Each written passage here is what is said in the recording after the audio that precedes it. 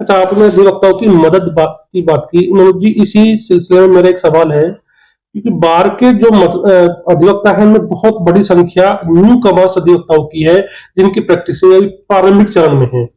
प्रारंभिक चरण के अधिवक्ता कई तरह की समस्याओं से जूझते हैं, पारिवारिक, आर्थिक और कई तरह की। इन लोगों के लिए क्या आपके एजेंडे में कुछ प्रावधान है, कुछ उनके वेलफेयर के लिए है? यदि आप चुनाव जीतते हैं तो उनको आप क्या आप कोई योजना बनाकर चल रहे हैं इस बारे में? देखो, ये जो बाहर का चुनाव है और नए युवा अधिवक्ताओं की बात करें, हम भी रहे हैं, ये एक इतना संघर्षपूर्ण पेशा है। इसमें कभी भी कोई चीज ऐसे नहीं आती कि आसमान से टपक जाती है। कोई भी बिजनेस करो, आप दुकानदारी करो, कोई भी काम करो, उसमें संघर्ष तो सब में ही है। बताओ किसमें नहीं है? वकालत भी एक सबसे संघर्षपूर्ण पेशा है। ये ऐसे नहीं है जैसे दिखता भात से बहुत चमकीला है। इसमें इतना संघर्ष है, हम लोगों ने भी संघर्ष किया है। इसमें लगातार जो भी युवा अधिवक्ता आते हैं, हम भी रहे हैं 7-8 साल, हमने भी संघर्ष करा। सब लोग संघर्ष करते हैं और अपने दम पे निखर के आते हैं। ऐसी योजनाएं जो बाहर स्तर से युवा अधिवक्ताओं के लिए पर्सनली कोई योजना, ना तो ऐसा कोई बजट होता है, ना किसी तरह का इसमें किसी तरह का कोई प्रावधान होता है। हाँ, युवा अधिवक्ताओं के लिए बार काउंसिल से 5,000 रुपए की कोई धनराशि होती है, उसको करवाते हैं जो लोग, मतलब उसमें दिलाने में मदद करते हैं।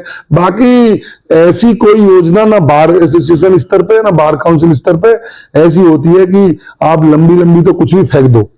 कोई भी युवा जो आते हैं उनको खुद ही संघर्ष करना होता है। योगी सरकार ने शायद ऐसी एक योजना बनाई थी कि जो युवा अधिवक्ता हैं उनको कुछ मंथली सहायता दी जाएगी। न, मंथली नहीं है, वो 5,000 रुपए की वन टाइम सहायता है।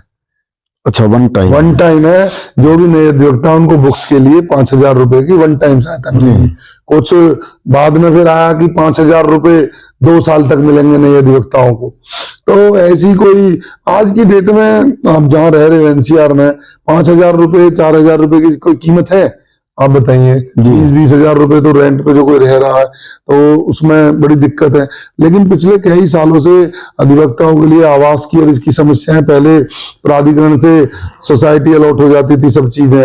हमने भी बीच में जब हमसे बात की तो उन्होंने बोला ठीक है भाई, आप हम जमीन तो आवंटित नहीं कर सकते, आप फ्लैट जो अथॉरिटी के हैं ये कर बना के दे देते हैं, इसमें कर लीजिए। तो फ्लैटों के आपने देखिए प्राधिकरण के स्तर से कितना भ्रष्टाचार है। 3 साल में फ्लैट गिर के नीचे चले जाते हैं। तो मेरा ये कहना है कि अधिवक्ताओं को, जो नए हो या पुराने हो, चैलेंजिंग जो हमारा व्यवसाय है इसमें संघर्ष करके प्रत्येक अधिवक्ता पूर्व में भी, आगे भी और आगे भी, आप लोग अपने ही संघर्ष से आगे राइज होते हैं। और अच्छा भला इससे ज्यादा सम्मानपूर्ण पेशा मैं नहीं समझता इंडिया में किसी प्रोफेशन में।